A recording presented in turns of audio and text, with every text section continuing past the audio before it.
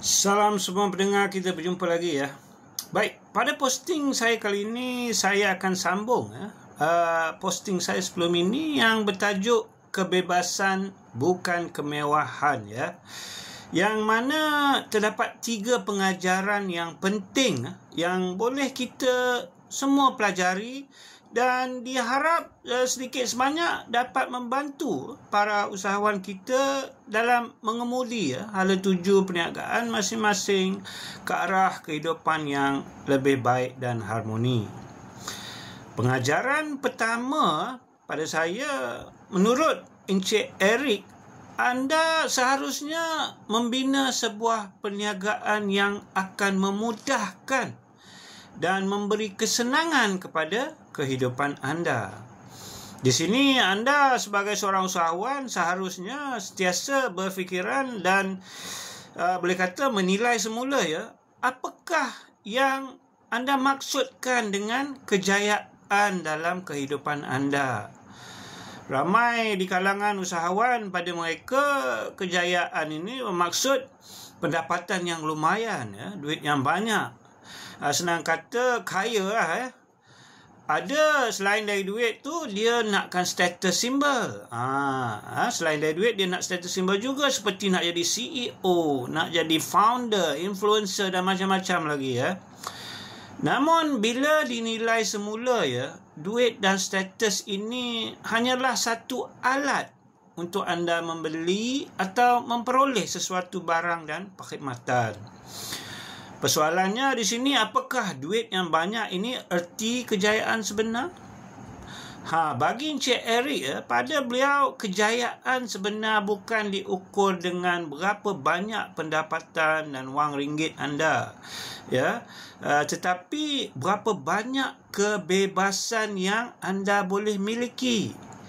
Kebebasan ini termasuklah masa untuk bersama keluarga, kebebasan untuk memilih kerja yang anda ingin lakukan atau perniagaan yang anda ingin lakukan, kebebasan untuk berurusan dengan sesiapa, dan saya rasa paling penting kebebasan yang memberi anda ketenangan minda, mental health. Ini sangat-sangat penting yang saya tengok ramai di kalangan usahawan kita, dia terlalu stres, tertekan berniaga sehingga kan jatuh sakit. Dan ada tu sampai hilang akal terus. Ingat ya, perniagaan yang membuatkan anda terkongkong dan harus bekerja setiap hari 7 hari seminggu, walaupun pendapatannya lumayan, bukanlah satu kejayaan. Sebaliknya, ia hanyalah satu pekerjaan di mana anda lah bos kepada diri anda sendiri.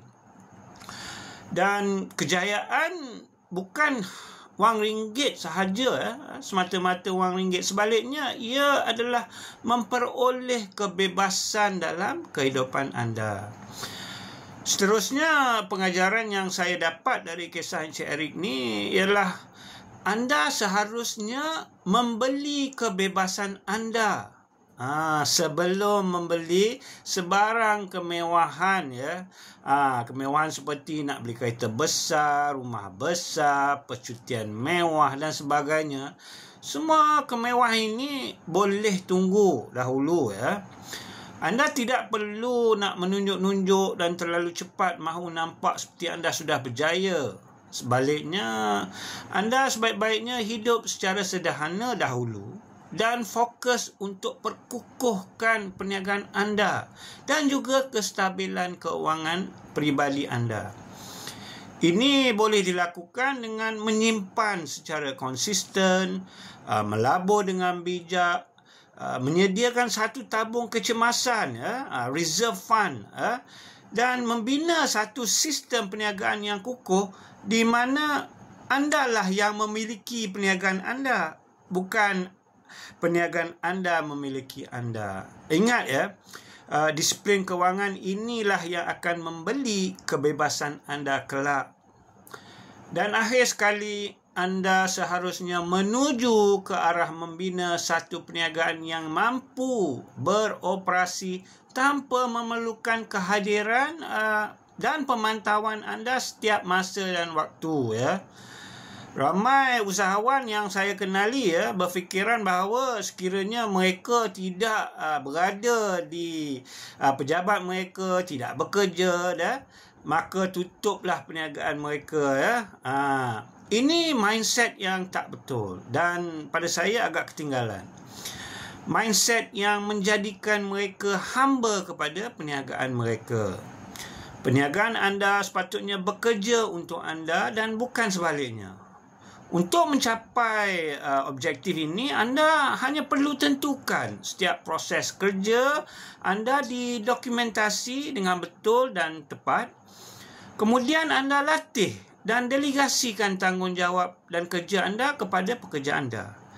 Dan sebanyak mana yang mungkin anda otomasikan operasi perniagaan anda Apabila perniagaan anda mampu beroperasi tanpa memerlukan penyediaan anda setiap masa dan waktu, boleh dikatakan anda sudah berjaya membeli masa dan kebebasan anda. Baik, sampai di sini saja perkongsian saya kali ini.